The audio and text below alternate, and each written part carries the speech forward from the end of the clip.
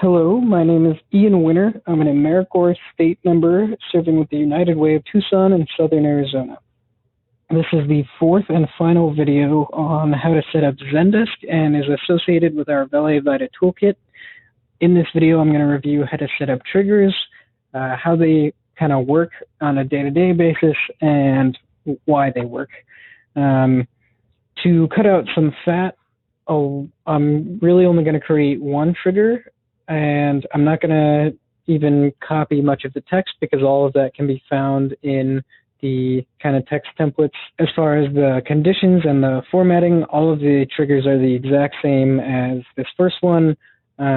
So to get started, we're going to do the same thing we've done in all the other videos, which is navigate to the admin tab, scroll down to business rules and triggers, and there's going to be some built-in ones. We're going to deactivate these.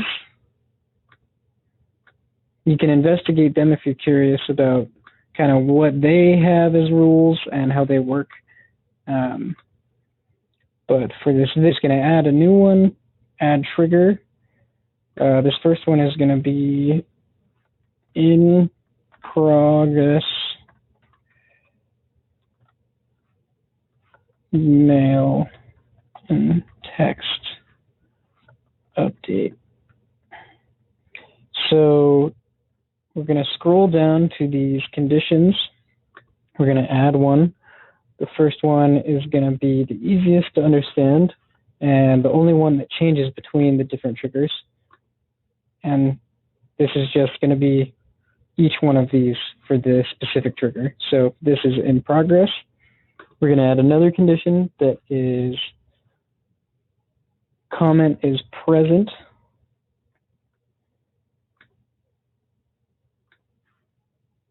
And then the last and equally important component is comment text contains the following string. And these are the strings used in the macro stage. So this one is automated notification 1.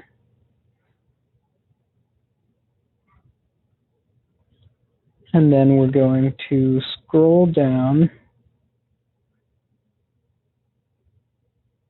and add an action. Actually, one thing we need to do for all of these is add a condition that has to do with the status of the ticket. Zendesk might yell at you if you don't do it, so we're just going to say status is less than closed. Then we're going to go to actions, and this is where email, user, requester, email subject, something that makes sense for clients to receive. So we have date on your VITA return status. Then email body, I won't type the whole thing out, but to show you how to use the placeholders, we're just going to say hello, and to put an individual name for the client, you put the double open bracket until these pop up. It's got to be the swirly bracket. And then you go to ticket period, and you want to find requester and first name. So those are done, and then this is where your text would be. Your return is now in progress. Respond here with questions. Again, if you want to use our actual messaging templates, then find them in the trigger section in the Valet Toolkit. For brevity, this is just what I'm typing. Thanks, VITA team.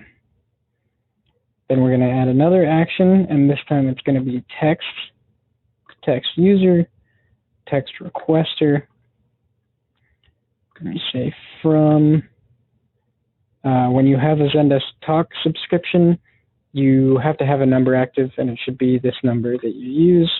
Body, again, hi, ticket requester. We'll go first name, Then we'll say your return is now in progress. Reply here with any questions. Thanks, by the team. So with those done, that is that trigger. All of the other triggers you can follow from the toolkit, and they're the exact same as that was.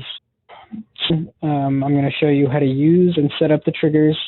The most important thing you can see when you go into a ticket is under this information segment, if the taxpayer information is there, it'll be there.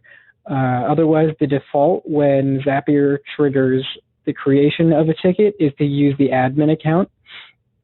So here you want to make sure that we update this by clicking change.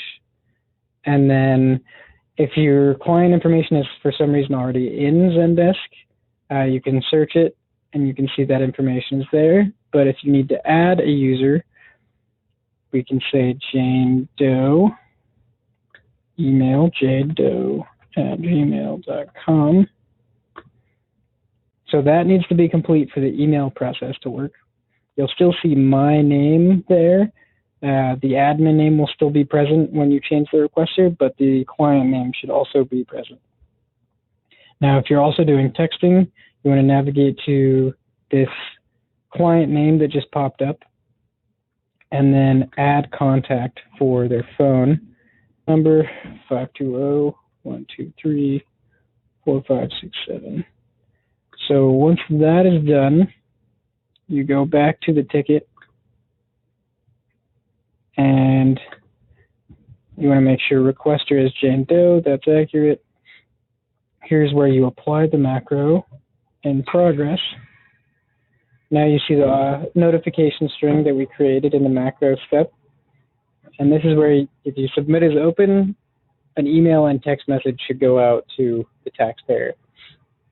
So really, you want to make sure that volunteers know if a name isn't here other than admin, then the macro step isn't going to work.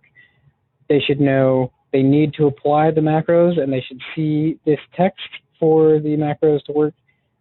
And that is how you're going to communicate with the taxpayers. And that finishes up how to set up Zendesk.